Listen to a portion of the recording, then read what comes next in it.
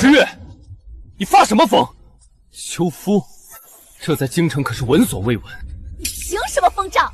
那绸缎庄有我夫君的30%股份，那是我们要买新宅子的钱。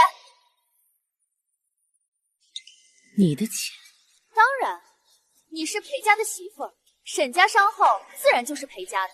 那绸庄年入万阴，理应分我们一半。白娇娇，你是不是还没从骗子堆里醒过味？这绸庄姓沈，不姓裴。沈之月，你适可而止。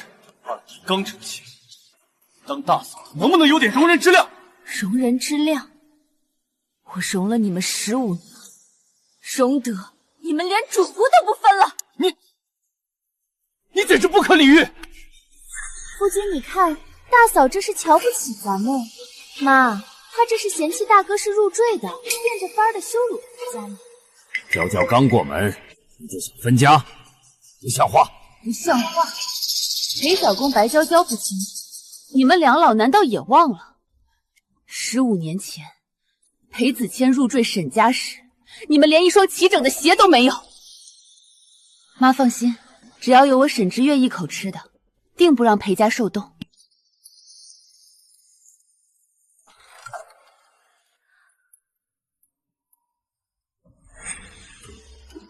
小公，这是送你去私塾的束修。知道了，啰嗦什么？你考不上功名，是我捐了万两白银给你买了个虚职。你欠下赌债，是我不眠不休，连支了10天贡缎才帮你填平。结果你现在打我女儿，你的良心被狗吃了吗？还有妈，你总说管家辛苦，你管的是哪门子家？15年来，沈家上下30口人的阅历财老，哪一样不是我亲自核对？你所谓的管家，就是每个月从公账里偷支100两银子，寄回你那破老家盖祖房吗？不就是几千两银子吗？沈家富可敌国，老提这些陈芝麻烂谷子，有意思吗？没意思。那咱们就算算新账。爸，你这2年吃的北杜老参，用的沉香木，哪一项不是从商浩华的款？裴子谦那点微薄的俸禄，连你的一根身须都买不起。够了！你确实出了点臭钱，但沈家能有今天，全靠我哥的人脉。我哥是这个家的主子，用他的钱天经地义。他的钱？是啊，嫂子，大哥才是咱们裴家的顶梁柱。你是做生意的，不就是个卑贱的商人？之月，别胡闹了，这万两白银算我借你，你把印细交出来。借？裴子谦，既然你们觉得沈家是靠你撑起来的，那咱们今天就当众对对账。沈之月，你差不多得了。我偏不。裴子谦，你入赘5年才得了个从8品的闲职，月俸不过5两，而这一大家子1个月的开销就要800两。裴小公的婚礼办了足足5万两，银子哪儿来的？是我沈之月，是我年年岁岁在织机前熬出的心血，是我跑遍塞北江南换来的红利，是我在养着你们这群不知廉耻的白眼狼。靠着裴子谦那点俸禄，你们连沈家的剩菜都吃不上，还想要股份，你们凭什么？沈之月，你非要把我的尊严踩碎吗？妈帮你操持后宅，这总不假吧？操持后宅？你若非要如此，我就代母休妻，让你沦为京城弃妇。休妻？裴子谦，你忘了你签的是什么了？老管家，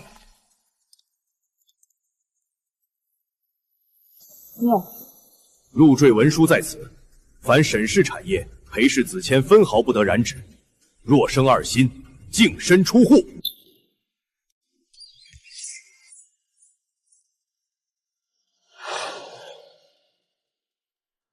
老管家，传我守月，即刻封锁玲珑绸庄及沈家库房。你这疯女人，那是沈家的库房，也是我哥的库房，你凭什么封？凭什么？就凭这整座庄园的一砖一瓦，皆是我沈之月所买；就凭这京城8大绸庄的掌柜，只认我沈家的基因。你闹够了没有？当着下人的面封库房，你置我的尊严于何地？若外人知道我这从八品官衔连家门都进不去，我还有何脸面去翰林院述职？尊严。裴子谦，你这一身官服是靠我沈家年年打点通关换来的，你脚下这双官靴是织女们熬干了盐血织出来的。若要脸面，就该脱了这身衣裳，光着脚滚出沈家。哟，大嫂好大的威风！大哥，你看他这哪是封库，分明是想把咱们活活饿死在这庄园里，好独吞家产。没天理呀！入赘15年，居然要把公婆饿死！老天爷呀，降个响雷劈死这不孝女吧！老管家，把账本拿来。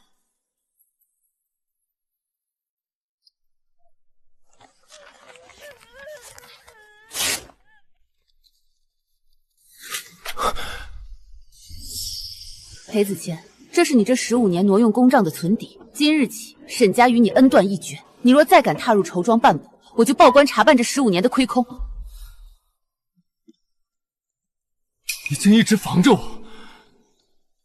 我不是防着你，我是心死了。沈掌柜，您当真要变卖城南那3处绸缎作坊和郊外的100亩良田？那可是日进斗金的宝贝啊！卖，不仅这些，连那几间经营一般的首饰铺子也一并卖了。但我有一个条件。您尽管提。3日之内，我要见到现银，利钱我可以多给，但此事必须秘密进行，绝不能让裴家人察觉。沈掌柜，这些都是您辛苦攒下的家底，若是卖了，以后玲珑绸庄的原料供应……盛叔，这些产业名义上与商号有牵连，实则是我沈之月个人的名下产业。我要做的是割肉断亲。裴子谦想以共有资产为由纠缠，那我就把这些资产全部变现，转入念儿名下，让他彻底断了念想。沈掌柜果然好手段，既然如此，刘某定不辱命。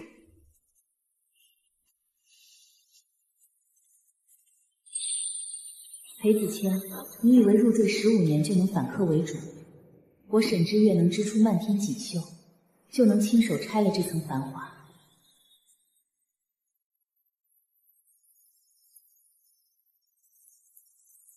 妈，我们要离开那个家了吗？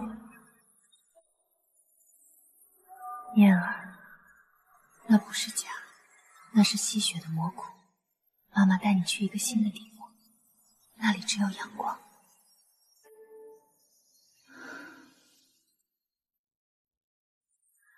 只要有妈在的地方，念儿都不怕。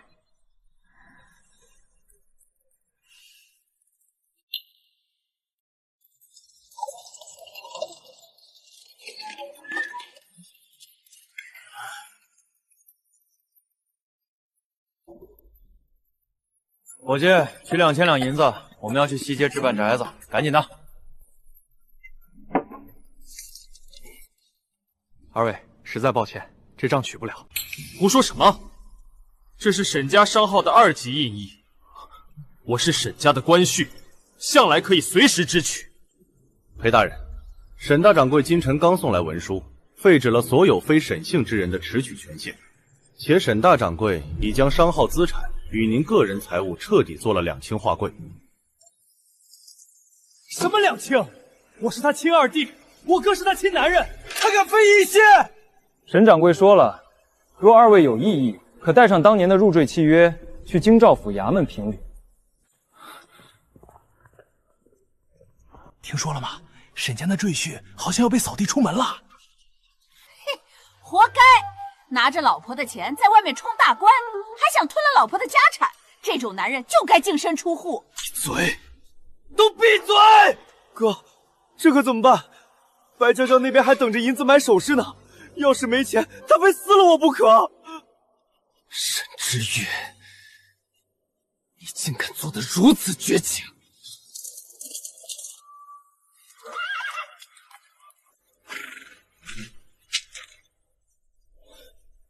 裴大人，大掌柜交代，您在翰林院办公所用的那辆马车是沈家商号的资产，现在要收回，请您步行回去吧。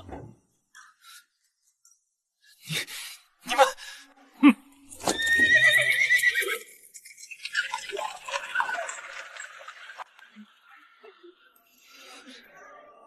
沈之月，你这是要逼我鱼死网破！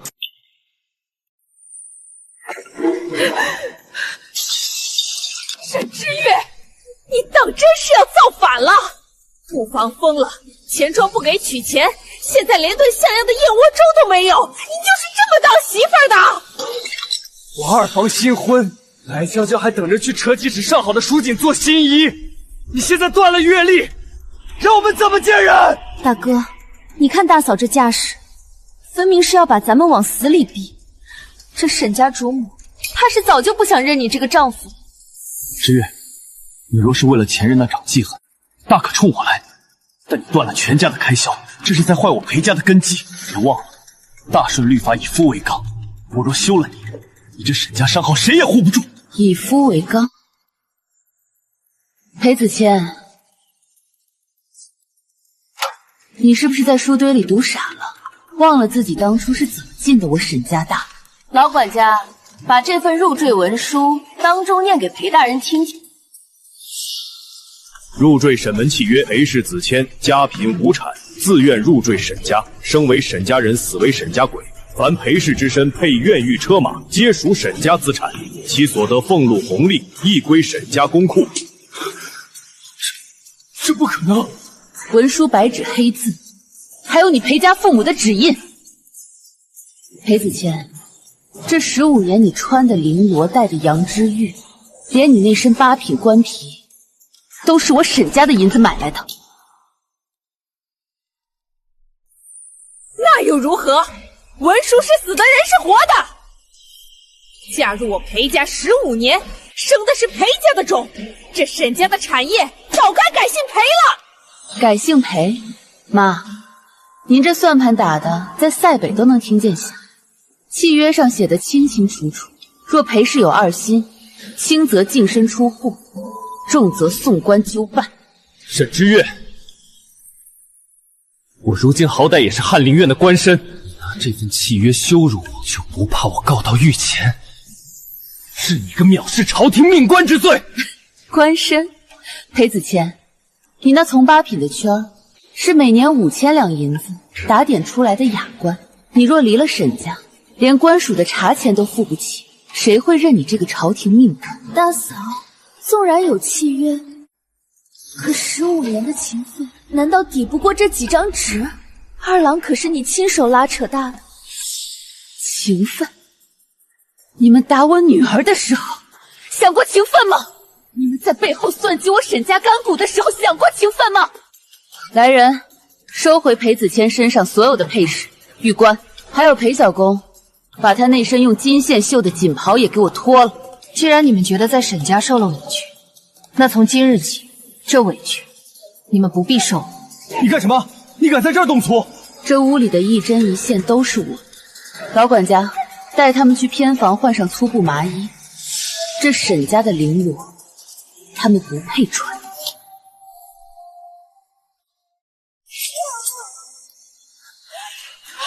杀人了！沈家媳妇大骂公婆夺人衣裳了，乡亲们快来看啊！尽管叫。我已经派人去请了李正和裴氏宗族的长老，今日这文书，我们要当面算清。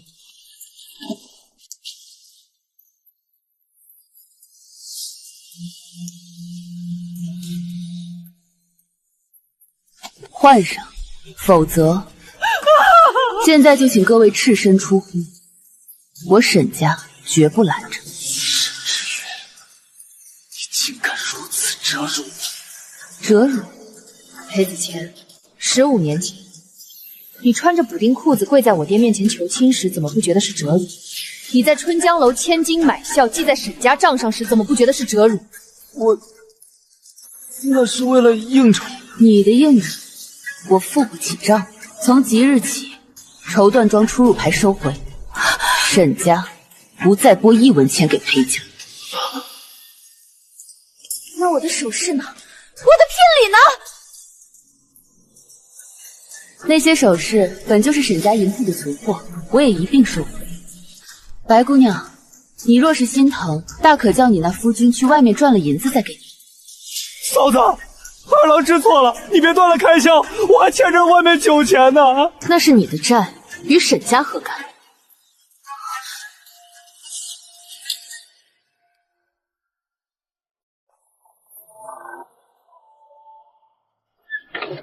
哟，这不是裴大人吗？怎么穿成这样了？嘿嘿，你还不知道，沈家大掌柜拿出了入赘契约，把这群白眼狼给断了粮了。别看了，快走，丢死人了！沈之月，今日断我生路，他是我定要让你百倍偿还。裴子谦，你唯一能还我的，就是那5万两欠我。若3日内见不到银子，我们就大庭见面。大掌柜，马车备好了，我们要去城南看新支出的云段。妈，念儿，以后不用再看那些人的脸色了。我也要学织布，学做生意，像你一样厉害。好，我们要把沈家的招牌做得更响。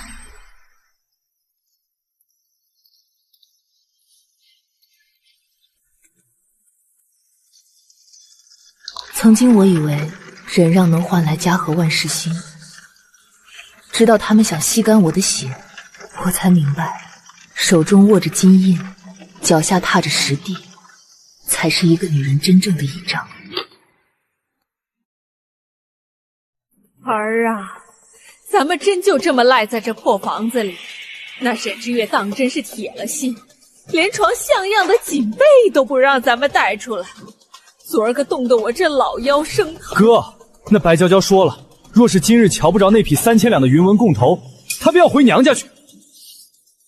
这新婚燕尔的，你让她回娘家，我这脸往哪儿搁？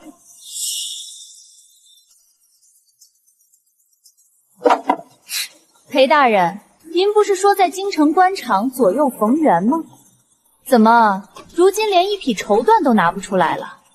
若真是如此，当初我真是瞎了眼，才嫁进你们裴家。休得胡言！我裴子谦虽是入赘，但在这京城混迹15年，谁不尊称我一声裴大人？那沈之月不过是一介商女，她封得了府门，难不成还封得了天下人的嘴？哥，你的意思是？走，今日我便带你们去那城最大的玲珑阁。那铺子虽是沈家开的，但我是沈家的关婿，向来是刷脸直取。我倒要看看，谁敢拦我！我就知道我儿有本事。走，咱们也去让那些势利眼瞧瞧，裴家还是那个裴家。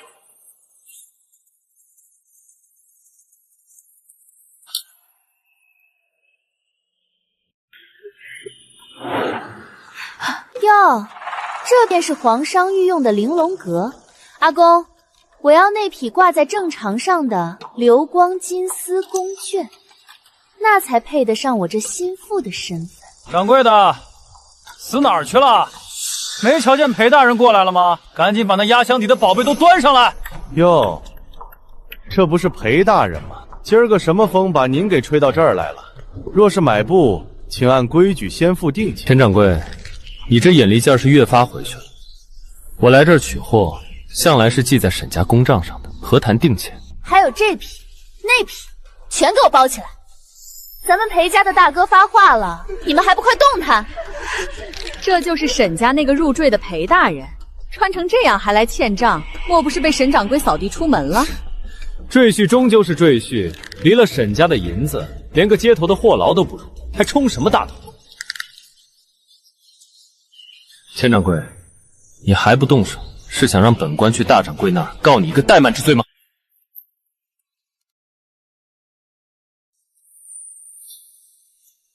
裴大人，您还真是贵人多忘事。大掌柜昨日便传下死命令，您若是想告状，怕是连沈家的门槛都摸不着。说什么？沈大掌柜有令，即日起，玲珑阁及沈家名下所有商号，严禁赘婿裴氏及其亲族只取分毫，记账分毫。裴氏子谦入赘15年，挥霍沈家白银巨万，今日已彻底断绝契约。凡裴家人入店，需现银交易，概不赊欠。放屁！那沈之月是我儿媳，她哪来的胆子？狗奴才，竟敢伪造公函羞辱我哥！裴大人，这公函上的金印，您在翰林院打点银子时见得不少吧？要不要仔细瞧瞧？沈之月，他当真一点余地都不留。这就是那软饭硬吃的裴大人，现如今被娘家人当街揭了皮，真是精彩！没用的东西，说好的千两共权呢？跟着你们裴家，真是丢尽了祖宗的脸！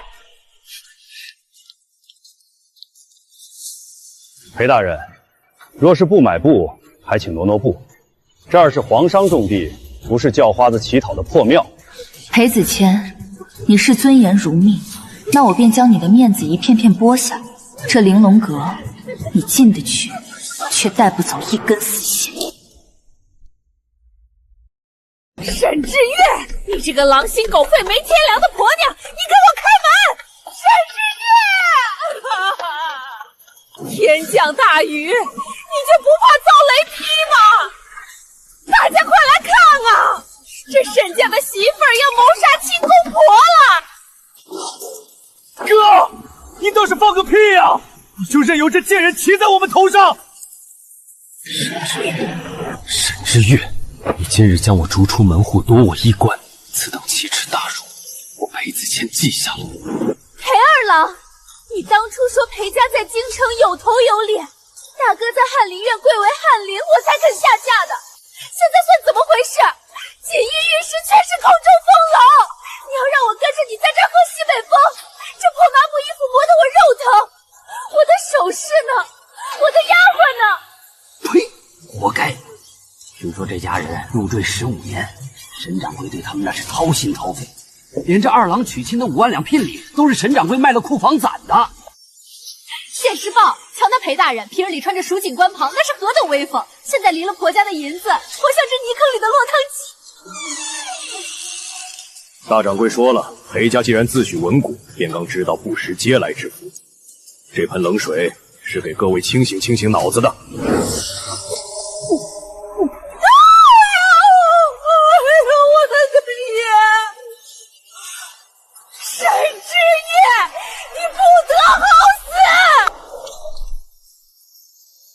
裴子谦，你习惯了躲在我的羽翼下伪装雄鹰，用我的金山银山撑起你那廉价的傲骨。今日风雨骤起，金山崩塌，我倒要看看你那满腹经纶能不能换来半块遮雨的残瓦。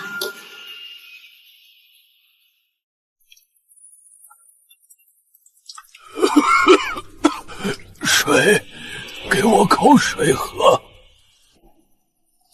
喝喝喝，就知道喝。那个不孝媳妇把银子全封了，现在连口像样的热水都没有，你喝雨水去吧。这地方是人住的吗？墙缝里全是冷风，还有那股子霉味儿，熏得我恶心。叫唤什么？要不是你当初非要买那个老石子翡翠坠子，咱们手里能一个子儿都不剩。裴小公，你没本事赚钱养活我，倒怪起我花钱了。当初你哥入赘沈家的时候，你们全家不都靠着沈之月的银子在京城装蛋吗？够了，都给我闭嘴！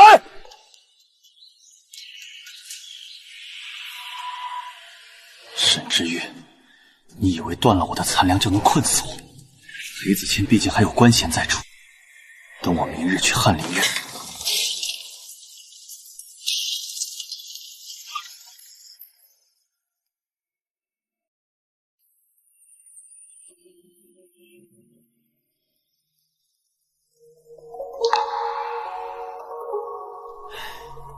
沈掌柜，小姐额头撞伤引起惊风，再加上郁结于心，这烧若是退不下来，恐怕会伤了神智。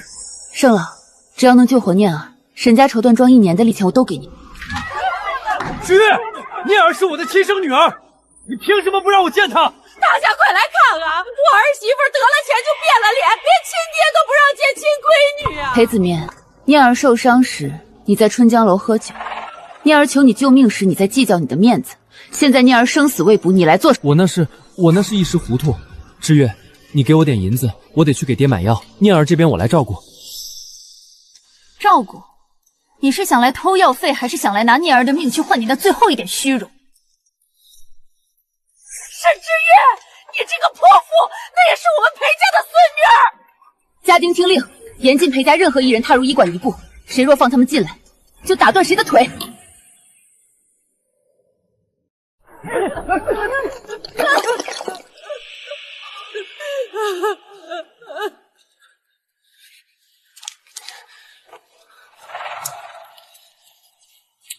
之月啊，沈大掌柜，老身给你跪下了，求求你发发慈悲吧！你公公在那城郊漏雨的草房里快要病死了，你就给个10两8两的买药钱，救救你公公这条老命吧！15年了，咱们虽是入赘名分，可也是低头不见抬头见的一家人呐！你不能眼睁睁看着他死在荒郊野岭啊！妈，您这记性怕是真不好。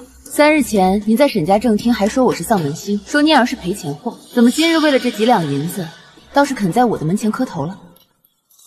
沈掌柜，盛老，让您费心了，这是给您的第1期诊费，50两现银。另外，这根百年红参是专门给念儿吊命用的，请盛老务必亲手熬制。一定一定。之月，既然你有这种宝贝，爹的情况真的很急。念儿年纪小，受不得这种大补，你不如先分出半截来，让我带回去救命。我是翰林院的官，只要爹能活过来，等我回了朝堂，我定会1000倍还你。裴子谦，沈家的药是用来救人的，不是用来喂狼的。你这话什么意思？那是我的亲爹，你的公公。15年前，我沈家供你读圣贤书，供你裴家全族锦衣玉食，可换来的是什么？是我女儿受难时你的袖手旁观，是你那好弟弟推搡念儿时的冷眼笑看。你想尽孝，容易的很。城西码头现在正缺搬运绸缎的苦力，扛一个大包给2文钱。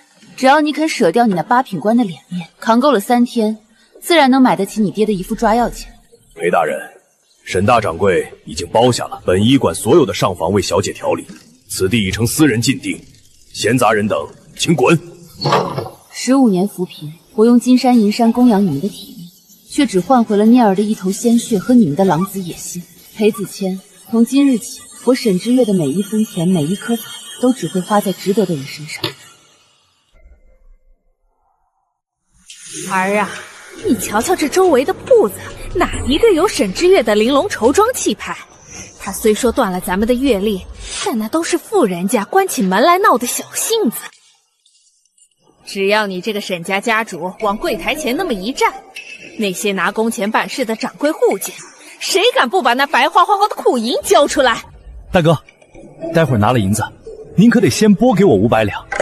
西街那处宅子的定钱，人家中介已经催了3回了，说若是今日再不补齐，就要把咱们告上公堂啊！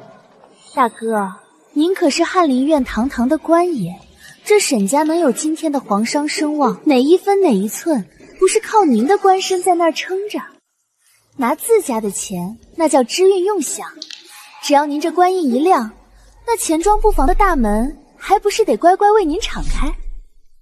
放心，这京城上上下下，谁不知道沈之月是我裴子谦的婚妻？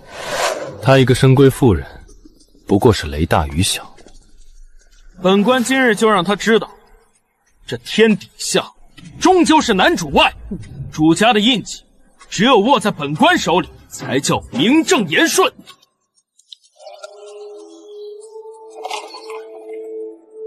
田掌柜何在？本家主前来巡店，叫账房把这半年的红利银子全部抬到前厅来，动作快点，本官有急用。看吧，这就是权力。沈之月，你终究只是个依附于我的商人，这万贯家财，我想取便取。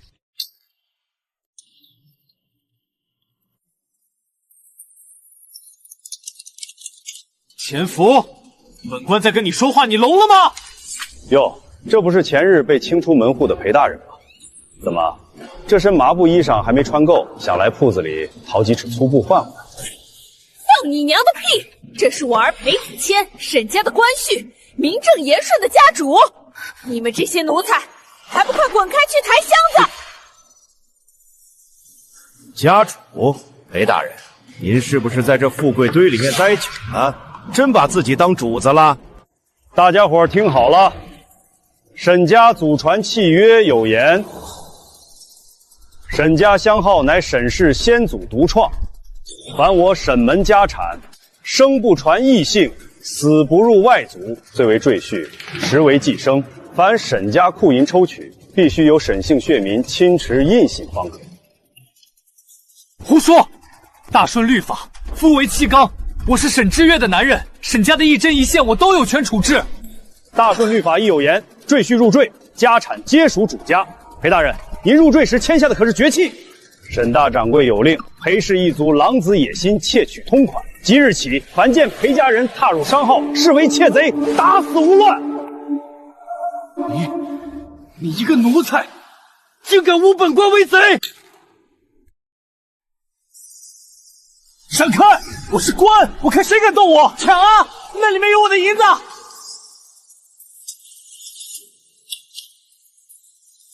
沈掌柜有令，复我沈家产业，打贼！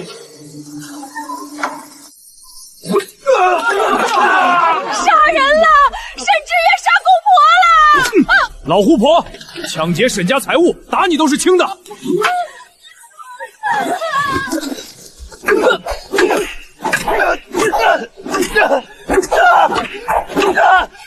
别打了，本官去报官。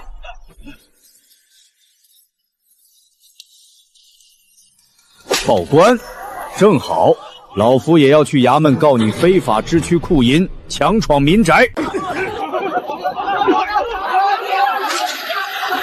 瞧瞧，这就是那个想反客为主的赘婿，被打成了落汤鸡。沈大掌柜好样的，这种吸血鬼就该乱棍打死。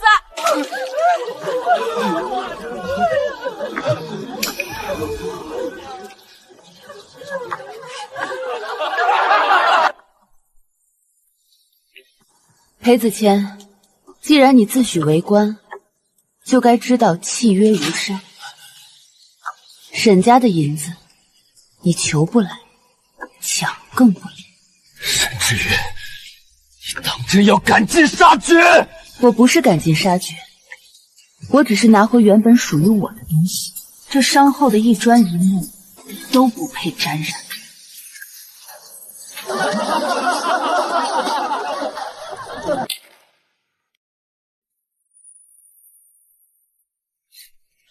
裴大人，难道你真打算在这猪圈里过一辈子？我白娇娇嫁进来可不是为了陪你们等死的。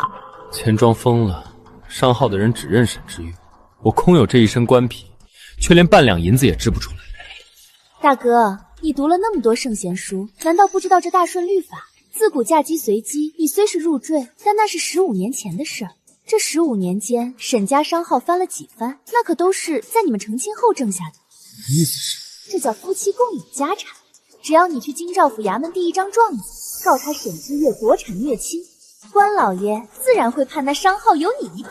对啊，哥，只要分了一半家产，咱们立刻搬回城里住大宅子，气死那个臭婆娘。儿啊，那沈知月最近变卖产业，分明是想私吞。你再不去告，咱们连渣都剩不下了。好，他既然不仁，就别怪我不义。我这就去拟状子，我要让他沈知月知道，这天底下男人的东西，他一分也别想独占。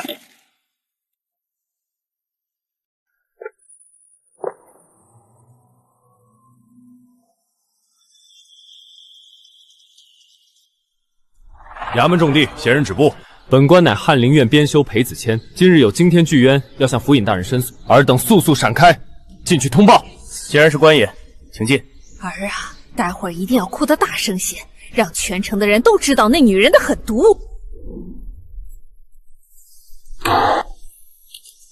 府尹大人，下官虽为赘婿入赘沈家，但15年来，下官素起夜幕，呕心沥血地利用翰林院的人脉扶持沈家丝绸生意，方有沈家今日之辉煌。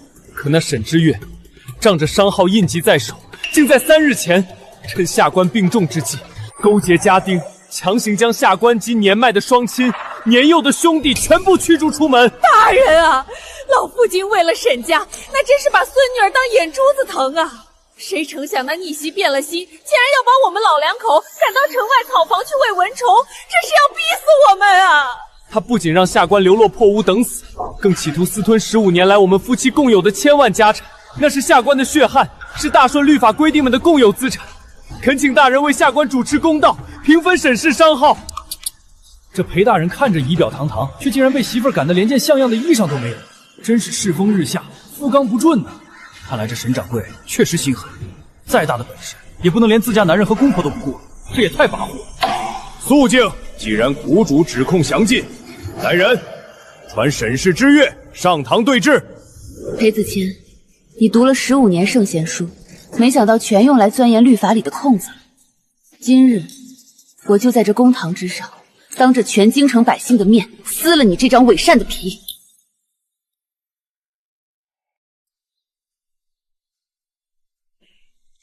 沈之月，你终于肯从你那龟壳里钻出来了！大人在上，你还不快快跪下认罪，把沈家绸庄的掌柜印信和库房钥匙通通交出！裴大人，看来这几日的风餐露宿还没能让您清醒过来。府尹大人，裴子谦控诉我沈之月夺产虐亲，甚至妄图平分我沈家族产，此等言论在民女看来，当真是滑天下之大稽。沈氏，你有何凭据？大顺律法有云：妻财夫产，虽为赘婿，成亲15载所创之家产，理应共有。大人，律法虽重，亦大不过契约2字。这是15年前裴子谦入赘沈家结业，在裴氏族长、2家保人以及家父见证下，亲笔签写的婚前绝产契约。文书写明，裴氏子谦系家贫投靠，自愿入赘，沈家一切皆属沈氏族产。裴氏子谦在沈家仅有筹取衣食、奉养双亲之权，绝无共有分配，然指商号之名。且文书末尾特注，若裴氏有2心，净身出户，沈家产业与其分毫无关。不，这不可能！那文书是你逼我签的，我是男人，我是天，律法理应保全我的权益，那只是个形式。逼你？裴子谦，你且摸摸自己的良心。当年你家穷得揭不开锅，你爹病重无钱买药，你娘跪在我家门前求一口剩饭。若非这份契约，家父怎会接纳你这个毫无根底、满脑子功名的穷秀才？宋叔，裴大人既然想要算账，咱们就把咱们带给大人的厚礼呈上来。是。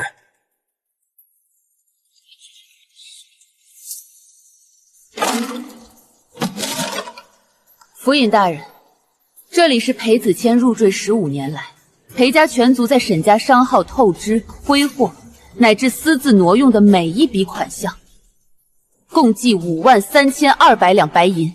裴子谦，既然你想用律法来吞我的肉，那我就用这5万两的债锁死你的嘴。府尹大人，裴大人方才说要平分家产，口口声声说15年为沈家操劳。既然要算家产，那咱们就先关起门来，把这15年的私债好好清算一番。庆历5年，裴子谦为了买通礼部的一名小员，意图借沈家的名头迁转支区，背着我私挪绸庄的库银3000两，结果迁转不成，这笔钱却凭空消失。裴大人，那借据上可还有你的私章？那是为了沈家的名声，官场打点，怎能算债？庆历8年，裴母口称要重修裴氏祠堂，以此为由周取商号红利5000两。可事后我差人去查，老家祠堂依旧破败，那5000两全进了裴母在城郊置办的私田里。那是为了给裴家留条后路。庆历10年，裴小公在城西赌坊一夜输光，被人扣押，是我念在同住屋檐下的情分，派管家带着8000两现银去赎的人。你胡说！沈之月，你个疯婆娘！那些钱是你自愿给的，你说过不用还的。我自愿？沈家账房每一笔支出皆有定规，这账册末尾写得清清楚楚，凡超额支取皆记在借之名下。15年间，裴家全族在沈家商号透支、挥霍、私挪的款项共计53200两白银。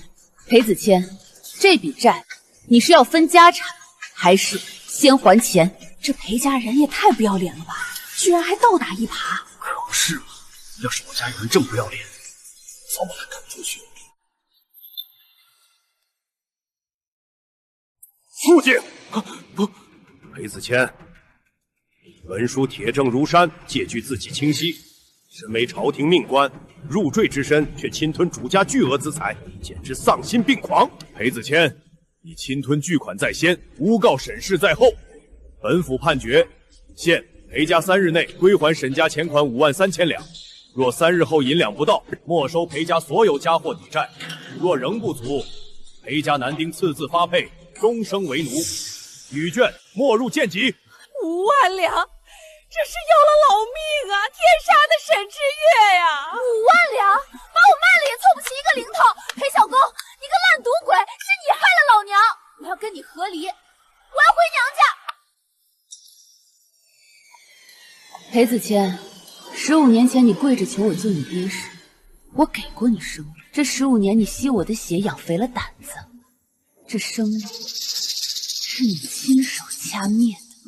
之月，我错了，我真的错了。看在你儿的份上，求你通融几日，别让我们去死了。别碰我，这5万两1分都不能少。3日后见不到钱，你就去牢里给你的先祖忏悔。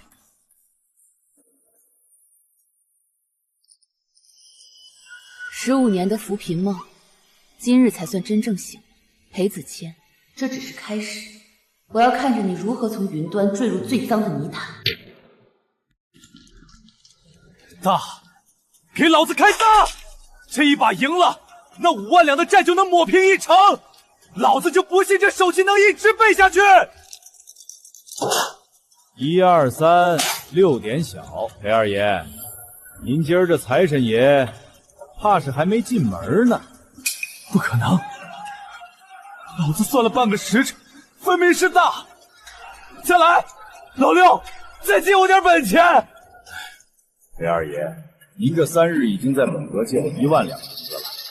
之前说好用您大哥那宅子抵押，可现如今满京城谁不知道那宅子姓沈不姓裴？我哥是官，翰林院的官，只要他缓过这口气，这1万两银子算个屁！既然是沈大掌柜的家属，那我就再卖您一个面子，这儿还有5000两的印子钱，只要这一把翻身，您就把欠我的全还了。不过这借据嘛，得利滚利，按规矩来。钱，老子欠！只要有钱，老子什么都欠。大掌柜交代了，要放长线钓大鱼。裴二爷，您这辈子的命，沈掌柜收了。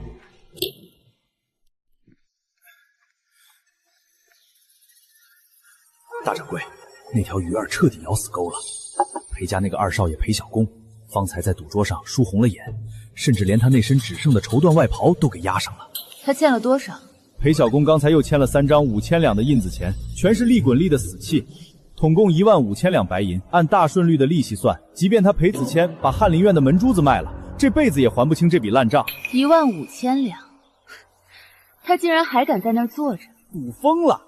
他现在就靠着那最后5000两的虚空筹码，在那儿跟人搏什么一局定乾坤呢？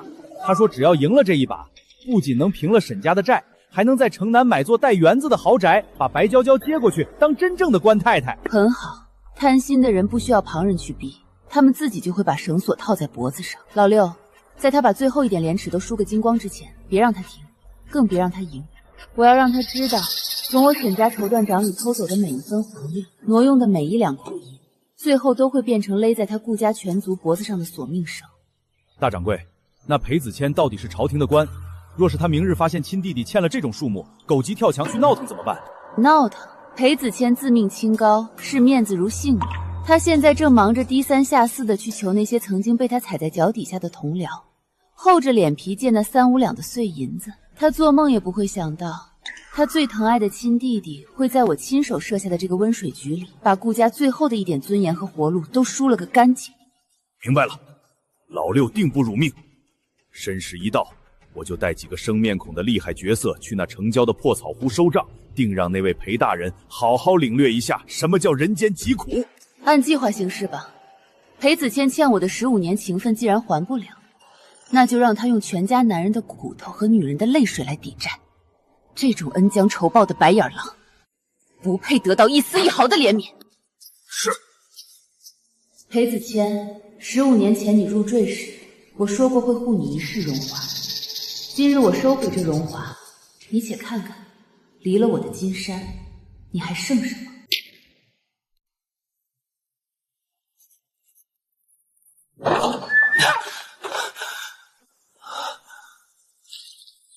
二郎，我的心肝哪儿去了？是不是去那儿求到救命的银钱了？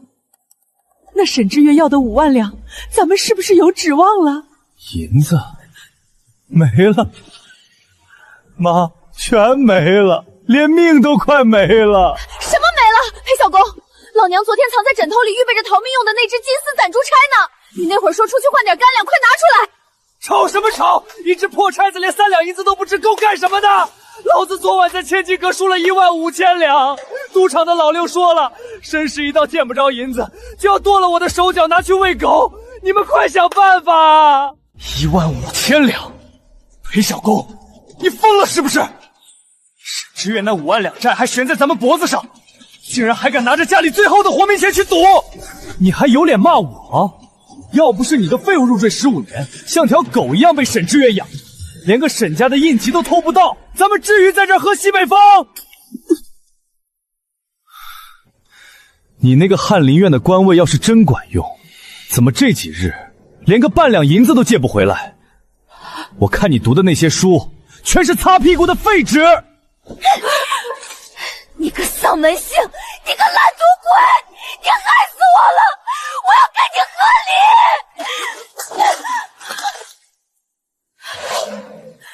我要回娘家找我爹。打死算了，沈之月那毒妇还没动手，咱们自己人先把裴家的祖宗台给拆干净喽！老天爷啊，你睁眼看看吧，我们这是造了什么孽呀！这就是我的家人，这就是我裴子谦要守护的家人。沈之月，你赢了，你不用动手，我们自己就能在地狱里撕成碎片。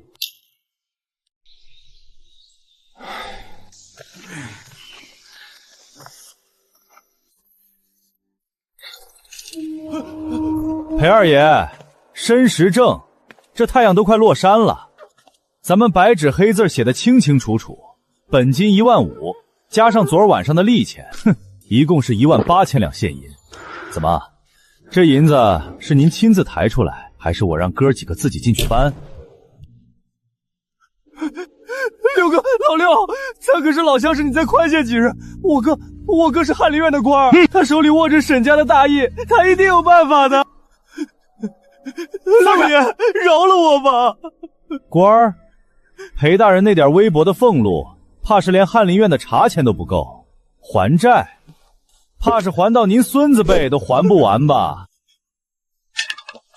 兄弟们，给我搜！凡是带点颜色的物件，哪怕是个破铜盆、一床旧棉被，全给我抄走抵债！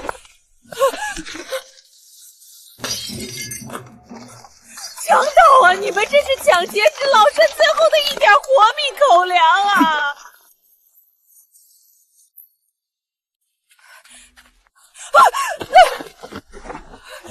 强盗啊！你们这是抢劫，这是老身最后的一点活命口粮啊！滚开！这是我的裴家银子，你们不能动！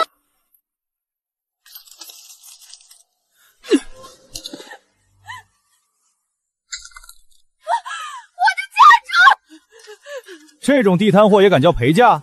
老太太，你也别喊，没钱也成。我看这新媳妇儿虽说落魄了点，底子倒还俏丽。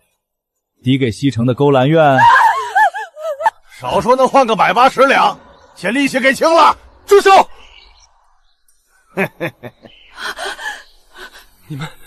你们简直无法无天！本官乃翰林院编修，官居从8品，你们敢动官眷？官眷，裴大人，您大概还不知道吧？沈大掌柜今晨刚发了公函，说裴氏子谦已被清出门户，生死与沈家无关。且沈大掌柜已经把您私挪商号窜款、侵占家产的证据递给了监察院。您猜，这官帽您还能戴到明天天亮吗？裴小公，是你这个畜生，是你彻底断了全家的后路。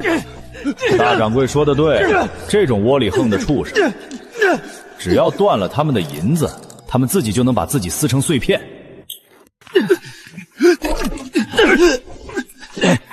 戏演完了吗？打死裴小公也变不出那18000两银子。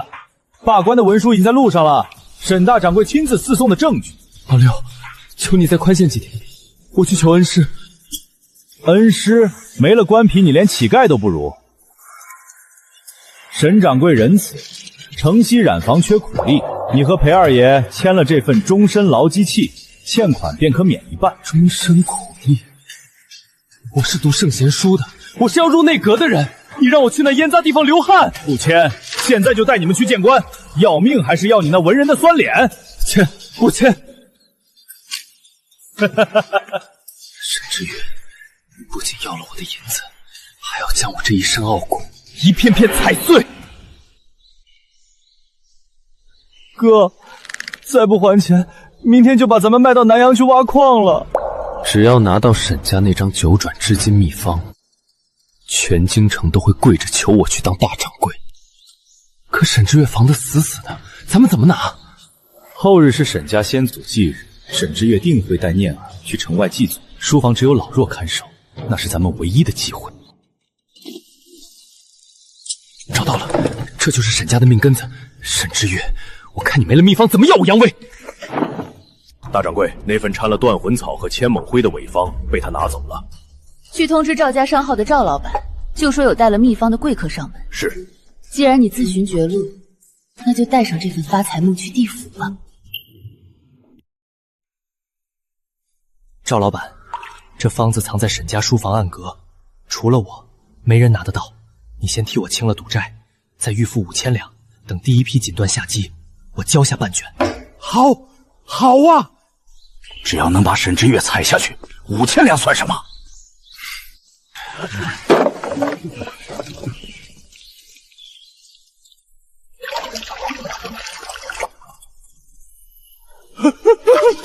东家，快看，我的变色了！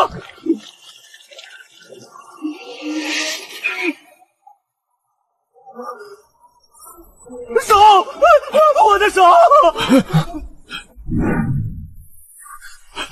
裴子谦，你敢拿假毒方坑我？这批料子我投了2万两白银，这是要我的命！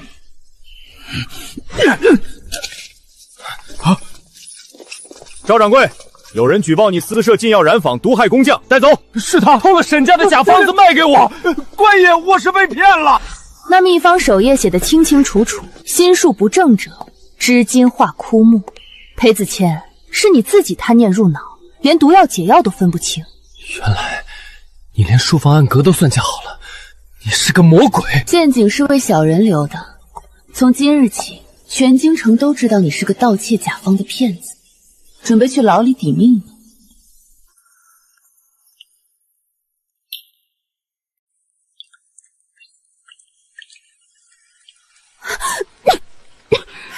娇娇可是身子受寒了。妈，我这月事迟了快2个月了，这2日馋酸梅子馋得紧。酸儿辣女，老天爷开眼，咱们裴家没绝后啊！这是长孙。可是妈，您瞧这屋子连口热汤都没有。郎中说若没180两买老参吊着，这一胎怕是保不住，不如我回娘家打掉算了。别，妈就算拼了老骨头，也一定给你凑齐保胎费费。满京城谁还肯借钱给咱们？上哪儿去弄银子？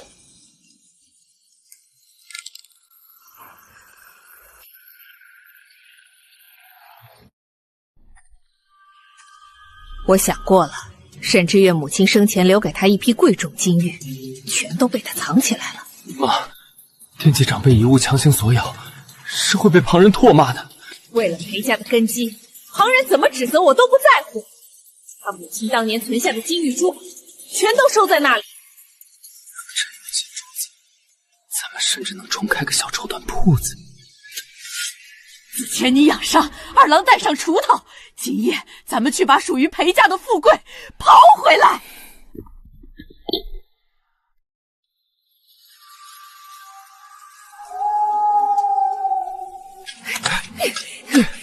妈，真的有金光！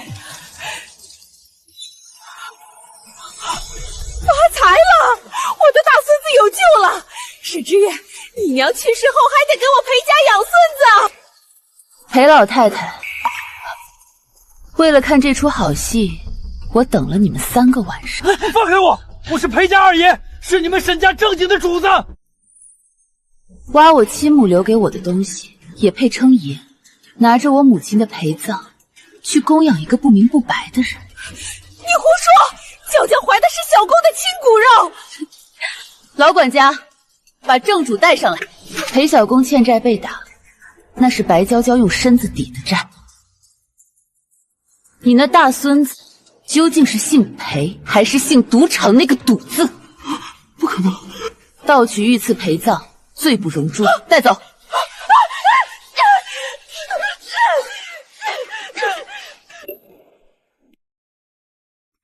长州妹，妈被关进大牢，没500两打点，就要被流放3000里了，箱子全空了。白娇娇，你白家那300两压箱底的银票呢？花光了。这裴家的烂摊子，本姑娘不和玩了。你想跑？怀着我的儿子，死也是裴家鬼。儿子，我本是扬州瘦马，看中的是沈家那座金山，你那儿子是千金阁赌场强哥的。白娇娇，你怎么敢？报应！咱们裴家被一只狐狸端了窝，都是你教唆我娶她，你自己没本事，凭什么怪我？松手，别把官差招来！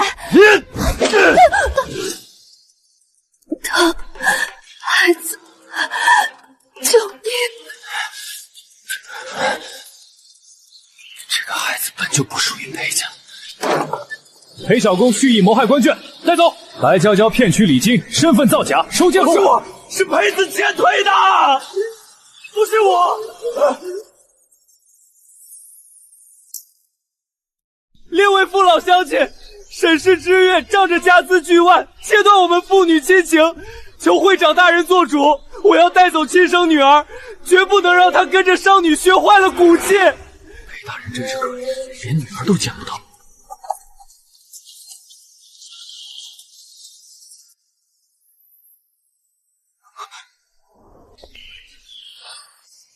裴子谦，既然你要个说法，今日咱们把这笔糊涂账算个明白。娘儿，快跟我走！裴大人，大庭广众拉拉扯扯，哪有读书人的体面？岂有此理！你敢诬陷本官！裴子谦，你敢动他一下试试？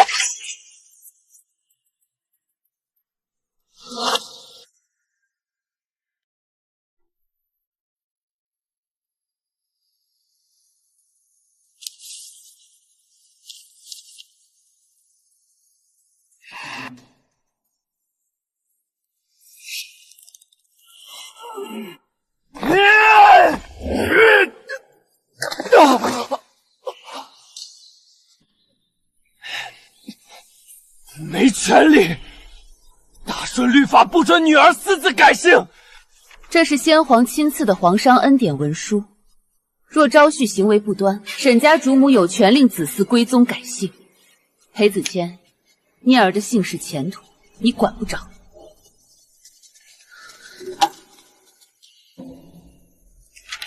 裴子谦，你私挪库银13000两，刑部已发下拘捕令。知月，念儿，我是被逼的，看在15年情分上，救救我！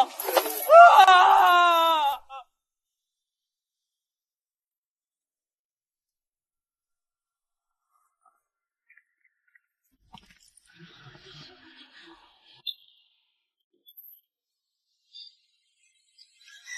沈知月，我爹快不行了，求你上一颗续命药丸。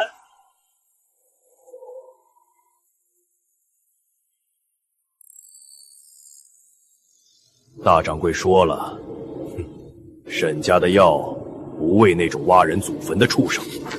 宋叔，只要救活我爹，我愿意签死期当牛做马。裴子谦，当年念儿高热，我跪求你拿买书钱请郎中，你却说女孩子命贱，熬一熬就过去。如今我也告诉你，你裴家的命熬一熬也就死干净了。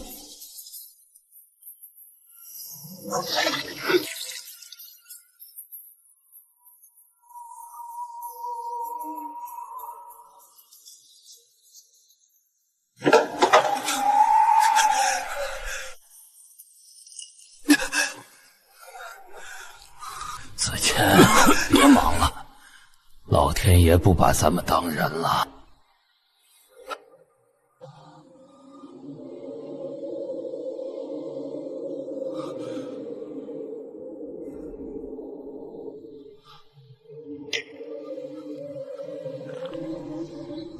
爹，连你也丢下我了！沈之月，你这个冷血的疯婆子，你不得好死！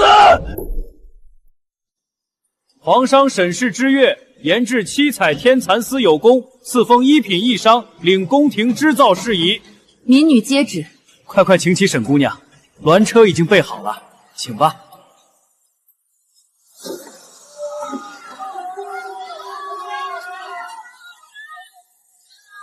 念儿，你要记住，这世间的尊严是靠自己织出来的。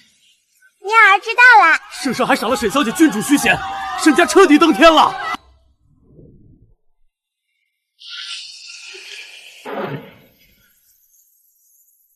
知月，我知错了，求你收留我做个洗碗婆子，给我一口热汤吧。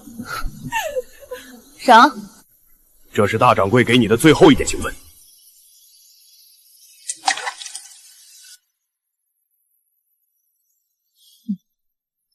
拿着吧，改口费。1文钱，报应，这就是报应。大小姐，请。让他在这京城的富贵里当一辈子乞丐，才是最毒的法。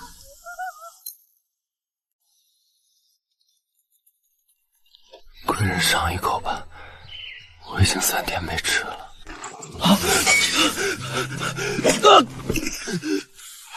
知月，我是子谦啊，求你给我一口饭吃，我情愿回沈家当马夫当家夫。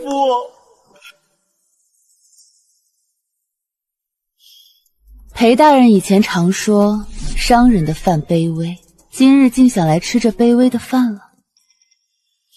我被鬼迷了心窍，你不能眼睁睁看着我死。起驾。